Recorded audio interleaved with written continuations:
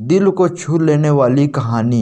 एक बार की बात है, एक बार एक अध्यापक एक संपन्न परिवार के शिष्य के साथ कहीं जा रहे थे तो उस शिष्य को कुछ मजाक सूझी क्योंकि उसको रास्ते में किसी गरीब मजदूर के जूते दिखाई दिए। उसने अध्यापक से कहा, गुरुजी, अगर हम इन जूतों को छिपा दें तो कितना मजा आएगा। अब उसे तो सूझ रहा था, लेकिन गुरुजी ने कहा कि नहीं, गरीब इंसान के साथ इस तरह का बदला करना ठीक नहीं है। उसने कहा, क्यों न हम इन जूतों में कुछ सिक्के डालते हैं और देखते हैं कि इस गरीब मजदूर पर क्या असर पड़ता है। उन्होंने ऐसा ही किया। जैसे मजदूर अपना काम करके लौटता है और अपने एक पाँव अपने जूते में डाला तो उसे कुछ सख्त सा एहसास हुआ। उसने अंदर हाथ डाला तो कुछ सिक्के दिखाई दिए तो वो थोड़ा चौंक गया। चारों ओर किसी को देखा तो कोई दिखाई नहीं दिया। फिर उसने दूसरा पैर अपने जूते में डाला और वापस उसमें कुछ सिक्के दिखाई दिए। अब दोनों जूतों के सिक्कों को उन्होंने अपने हाथों में रखा और प्रभु की ओर इशारा किया, हे प्रभु, पता नहीं किस भले मनुष्य ने यह सिक्के मेरे जूतों में छिपाए हैं, लेकिन जो भी छिपाए हैं उसे मेरी दुआ है ताकि इन पैसों से